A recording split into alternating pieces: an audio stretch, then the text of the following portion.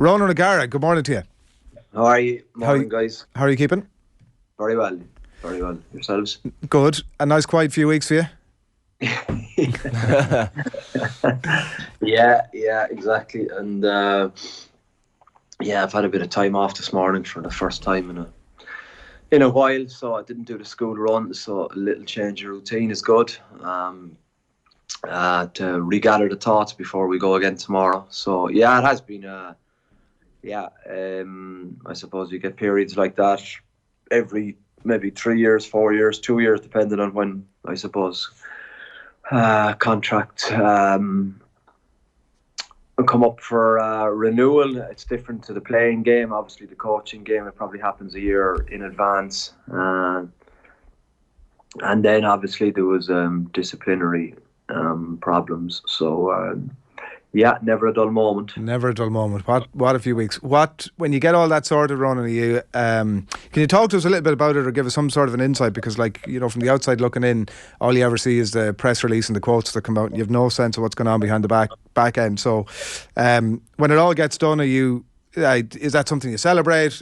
What's the media's aftermath of getting pen on paper? No, that's, I suppose, where it differs that from everybody else is just it's something. This is stating the obvious. Obviously, you're signing a paper, but it means very, very little in the fact that there's a rule in France: 4 defeats in a row and you're gone. So. Well, people will say, well, he has a contract and the payout will be different, but it becomes very complicated if you look at it like that. And obviously I've started on the negative side where I don't envisage that happening. You probably had to weigh up in terms of the test game. The test game is something that I would like to do, but I just still felt at 45 that I've plenty of time to do that. And I think when you want to create an environment where you are successful, I think it's a process as opposed to words. So my acts and my behaviours and what I do, my behaviour is important. So I've assembled a squad here. And it was the same when I was a player at Munster. I had offers to leave as a player, but if your number 10 is jumping ship, I think it's a kick in the stomach for the organisation. Here, I suppose the president and the sporting director have let me kind of target players I want to target, keep players I want to keep, and that's very exciting, Adrian, in the fact that you can create your group and your squad, but it's only just happened last season. I think the more you reflect, what was pulled off in Marseille would be an outlier in the fact that the environment and where Leinster are, they'd be ahead of where we are, but that's exciting in its own right. It means that our upside is probably bigger. So, I think signing the contract is one thing, committing to it is another thing, but you can't be in two places at the one time. In an ideal world you'd love to coach La Rochelle and then have a test team, but you'd find yourself burnt out pretty quickly. Did you? I hadn't never even considered that. Well, you weren't thinking about that, were you? No, you can't do that. No. Obviously, no. It's full-time jobs, both of them, and it's pretty difficult to do one as it is. But I love it, and as you know, from having visited over the summer, there are 6 people very happy here, and that's excluding me. And I think that's the most important thing. It's a career that if you were to neglect, I suppose, the non-rugby side, you could end up very easily in a one-bed apartment anywhere in the world, because the game can eat you, and the needs of the game can eat you. But for me, there's nothing more important than family, and that was a crucial part of the decision. When you sit around the table, when 6 hands go up, who wants to stay? It's pretty convincing, and it's a memory that will stay with me. Is that literally happen? Yeah, because that's it's no different to any other family. People think that rugby players or soccer players are different, but it's not. It's very privileged to play in front of packed houses, and that's what happens in La Rochelle. It's obviously diluted from not top sporting, but soccer, where you can have 80, 100,000 people at games. The capacity here is 16,000 is full every week. But from that point of view, it's very pleasing to have that kind of privilege. But like, that affects one person, and then behind that, you're trying to do what's best for your family, and what's best for your family is living in a nice place where hopefully they can get their needs looked after as well. We kind of spoke to you on different occasions, Ronan, on the show about the England rumours, and depending on who you listen to, you were on a short list of 3 or 4. Was the contract with La Rochelle always kind of scheduled to happen around now, or did the England rumour mill, I guess, speed that whole process along? No, it didn't. It was always, that's, as I said to you, like, I'm consistent in that, and the fact that it's I'd be out of contract at the end of 24, so they want to have their business done before Christmas, because by that it gives them 6 months. If I was leaving on the last year of the contract, then they'd have to have someone in place, because it's so easy to find someone, but finding someone isn't really what the name of the game is. They're trying to find someone that's either better than you or hopefully as good as you. So it's a very important, I suppose, position to fill. So the England I suppose opportunity or potential opportunity was in the background, and I think I always had a realistic view on it. I put myself in the position where if there was the Irish job and Steve Bartwick was picked ahead of me, I'd probably have feel very frustrated and disappointed with that. And when you flip it on its head, Ronan O'Gara versus Steve Bartwick in England, I think he has an advantage over me. So I always felt I was probably the outsider of 3 in that race. But that's okay. That you don't know, because it's only when you probably, I suppose, have briefings with them and feedback from them and get into interesting conversations and dialogue. Maybe that's their vision is more similar to yours. So it was I suppose a period where I enjoyed placing myself in a test manager's tracksuit, and that's what you have to do. When you say the background in terms of your conversation, there were conversations with the RFU. There was a process ongoing. Is that fair enough to say? The process is probably advanced. There was conversations with certain members of the RFU, and it wasn't a decision won't be made till, I would say, well, it's obviously changed now, because this was pre Eddie Jones, where so everything's different and I'm out of the loop. So I'm not too sure what's going to happen now, obviously. But something that at some point or another, an itch you'll want to scratch, the international thing, wherever that may be. Yeah, well, obviously you'd love to. You'd love to coach. But the obvious solution is Ireland, but there's no availability there, and that's for a good reason, because Andy Farrell is humming, and he's got his team playing great rugby, and he's got a great environment. So, but that's okay if that was. It would be nice to happen at some stage, be it in 4 years, 10 years. I don't know. I'd like to do it. I'm a competitor. I'd like to try and see what I could do with an Irish team at a certain stage. But I think also when you coach, there's something inside you where you're able to strip back. I think the emotion and the attachment, or the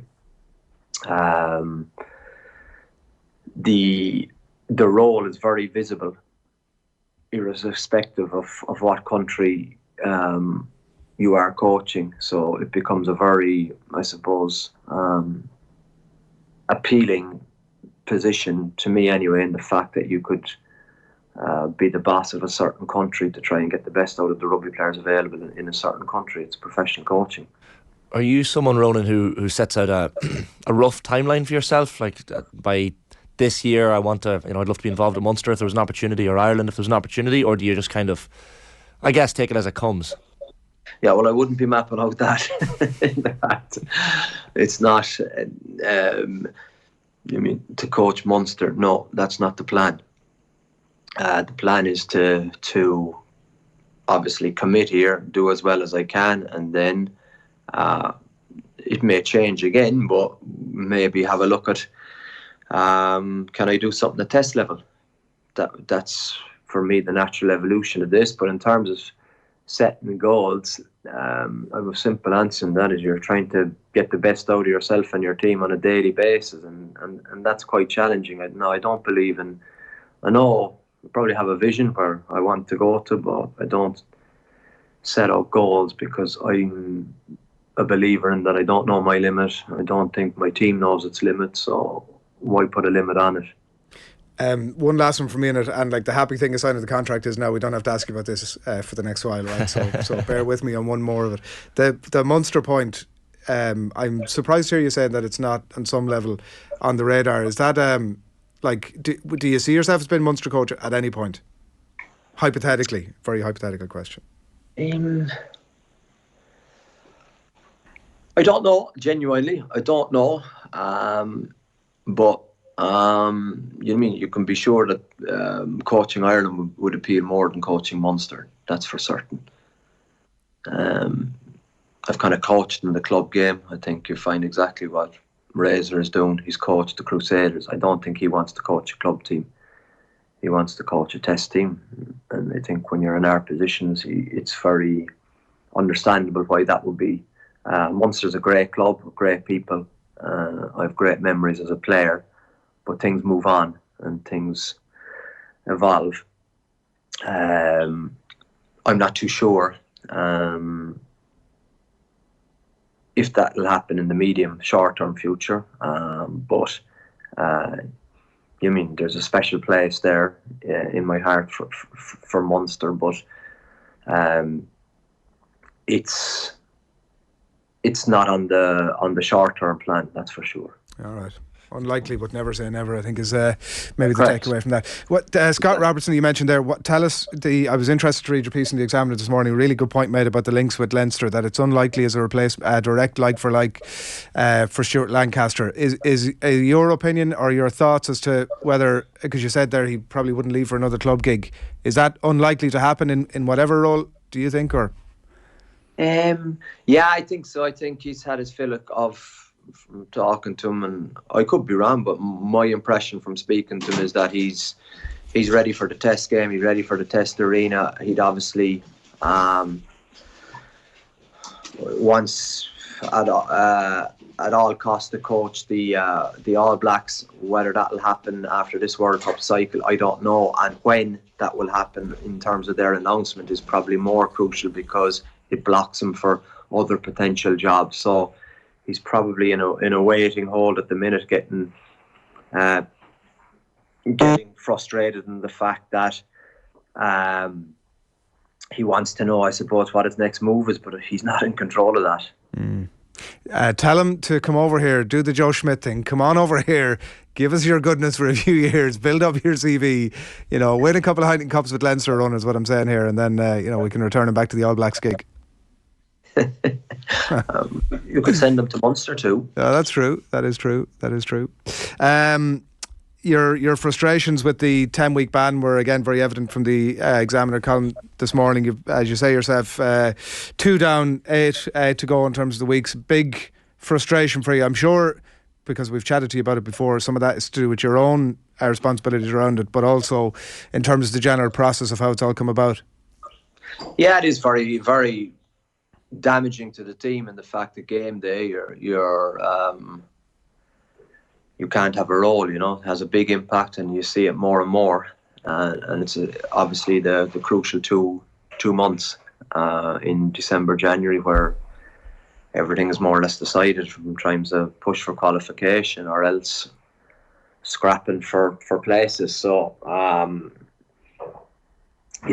not going to say anything more and just say my choice of words were very, very poor, but the time doesn't fit the crime. Yeah. Do you find that as a head coach, I guess you almost get punished more so than if you were a player, that almost they're trying to set an example by, sending a message, I guess, in some ways? No, but sure, they've sent me messages already. It's just the fact that in this case I was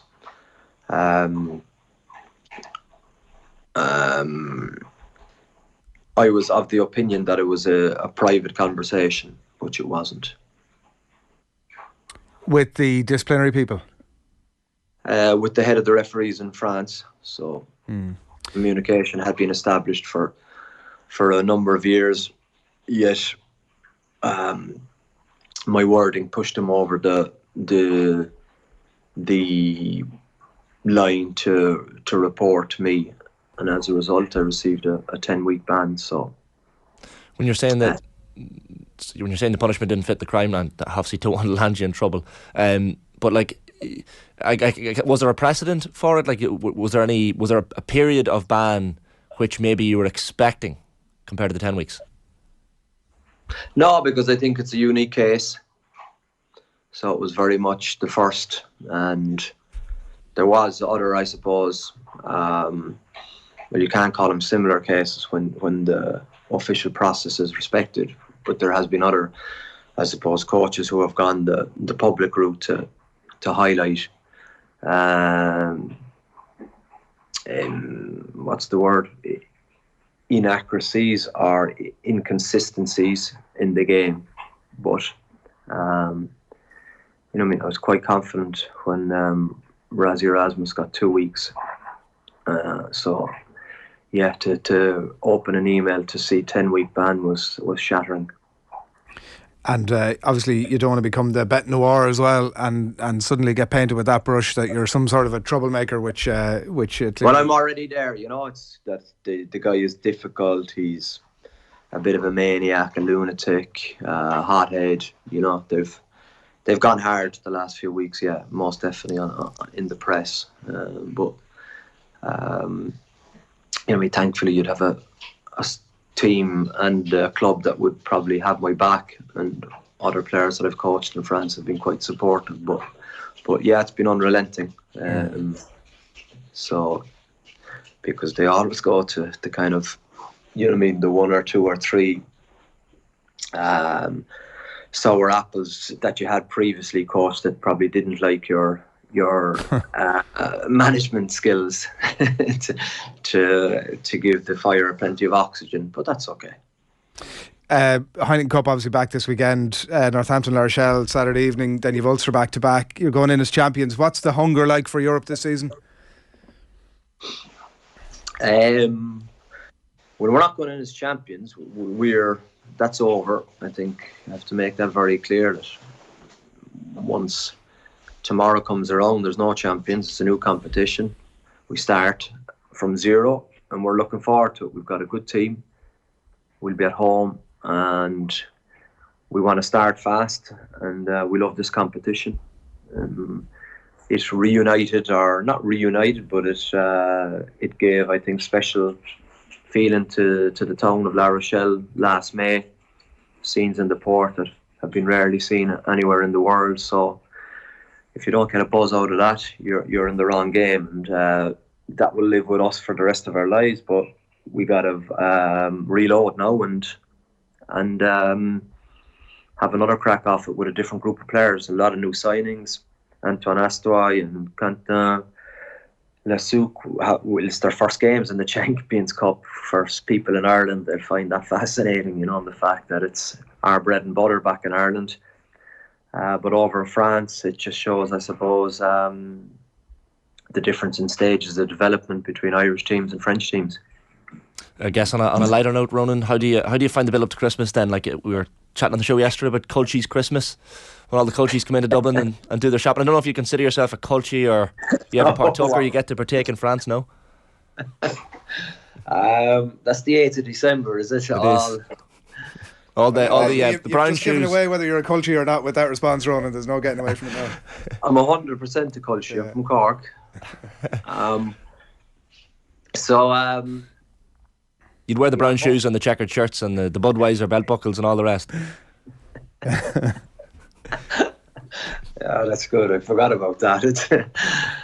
There are people who think like that, isn't it? How dare they come into our city like that? But spend all your money. It's like, give us that Culchie good stuff. Hopefully get home for Christmas this year. Hopefully. By law, we have to have 4 days consecutively off. So it falls well. We play Bordeaux 23rd at 6:45, so might get home 24th, 25th, 26th. Oh, that's good. Well, either way, Santa comes to France and Ireland, rest assured. So safe enough. Père Noël. Yeah, that's a topic in itself. It's an interesting debate in our house with the ages, you know. Oh, of course. That's very, very complicated. What age is too young to know about Santa, you know? In my experience, like, just keep it going for as long as you can. That's what you got to do. Yeah, there's nasty guys in the schoolyard at 6 over here. Right. Young at 6. Jeez, that's very young. We're walking a fine line here, so I'm conscious of that. Come here. Congrats on the contract. Best of luck over the weekend. Thanks a million. Good to chat with you. Yeah, cheers, lads. Good luck. Take care. Ronan on the line there, Ronan O'Gara on the line from La Rochelle. Interesting stuff as always as to how it's all come about, his ambitions were down the track. It's certainly interesting that the Munster thing is clearly not. I'm sure there's plenty of Munster fans out there that'll be disappointed by those remarks. Yeah, not on the radar, it seems. Of course, as he says, anything can happen down the line. Things can change over time, but yeah, certainly the test. Ireland is and I think everyone in the country wants to see that happen at some point.